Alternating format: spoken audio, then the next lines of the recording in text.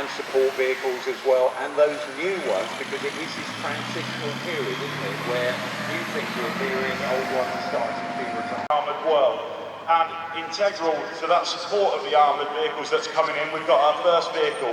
So really, Royal Electrical Mechanical Engineers, in terms of recovery, etc., again, there's an awful lot of the skills that we need.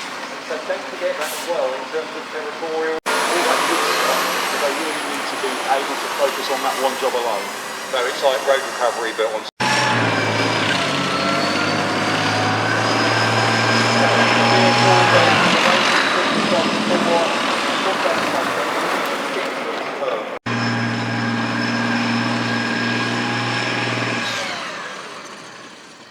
Recovery, it's there to lift up packs out of itself or a tank.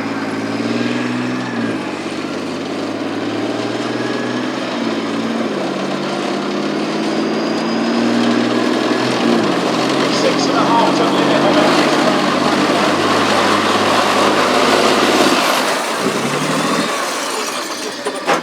the winch at the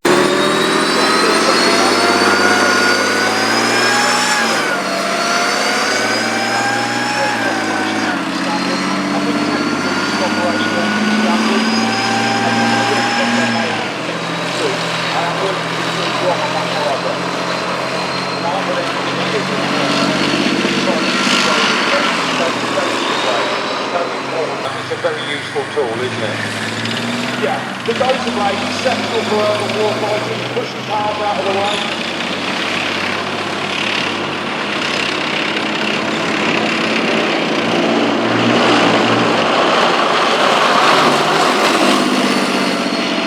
That we can't cross. We need to get the engineers on hand to bring in one of these. And the military term.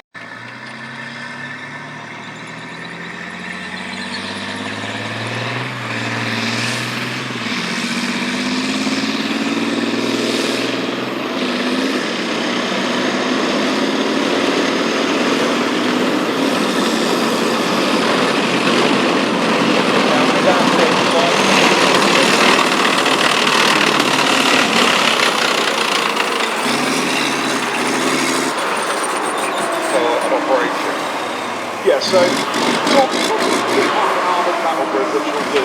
That vehicle's got more bridges than our vehicles, so the bridge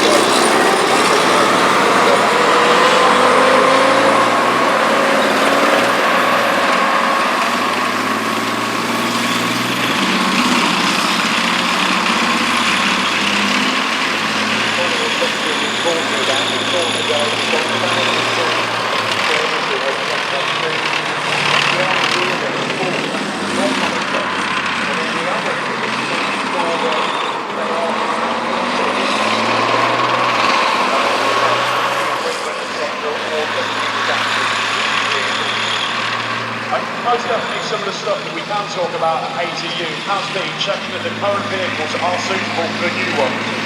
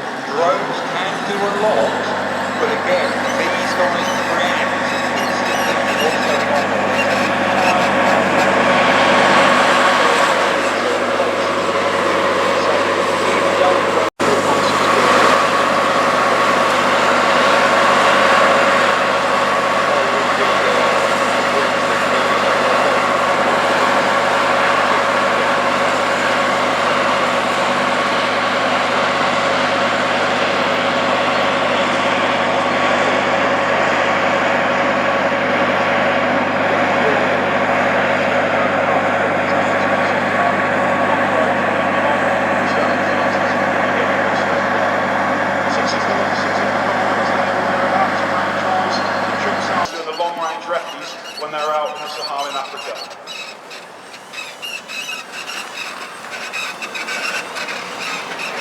The survivability is the key thing we look for in an armoured vehicle. As long as our crews are okay, we have to lose the vehicle.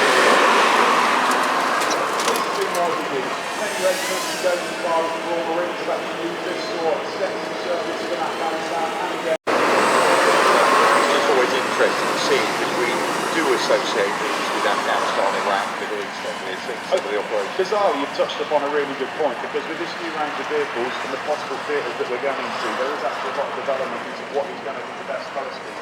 And NATO olive drab is his work, might not be that suitable. The green and blacks we have a point there.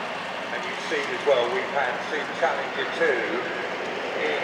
It's time consuming and expensive.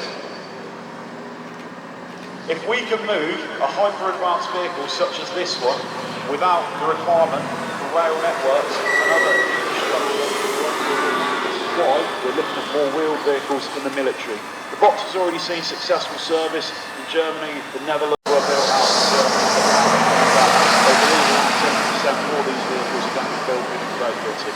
That means 1,000 extra jobs, it means longevity in our defence industry, as well as upgrading our capabilities to build, produce and maintain our own armoured vehicles. And it's this dilemma as well, isn't it? We always want things to be smaller, but they always seem to get bigger, and this is a prime example, isn't it? You know, actually we need to minimise, no, we need it smaller all the time, and what do we end up getting is this, which is the ultimate Tonka toy, isn't it? It just looks fantastic.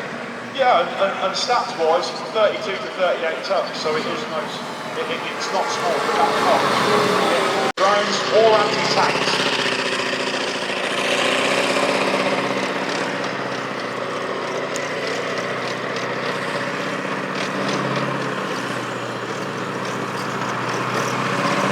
Pretty much everyone that you've been through served or warrior life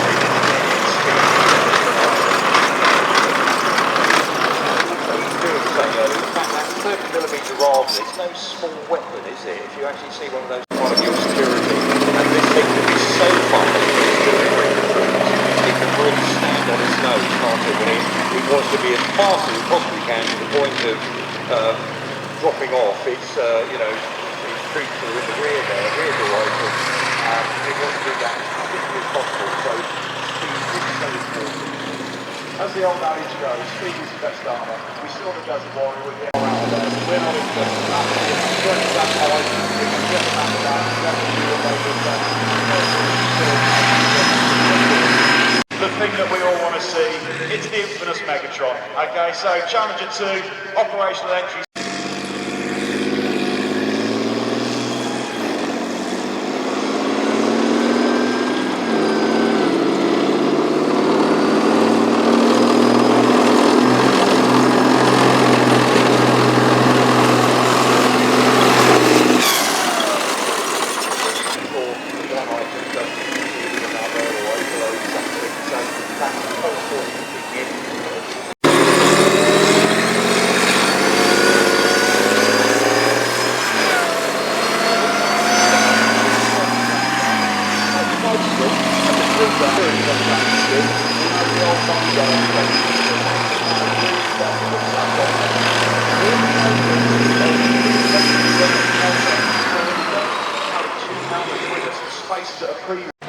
Warfare's been happening for 3,000 years.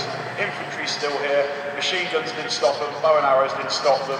All drones are going to do is change how we use tanks. We're going to be clever with them, really use them as a strike force. The days of sweeping attacks are gone. Now they're going to be precision weapons. Okay, so ladies and gentlemen, the vehicles are going to parade round for you. As I mentioned earlier, there are your guys and girls in these vehicles as well. Give them a round of applause. As I said, they come down here today and they're going to stop in a while so you can have a closer look at them.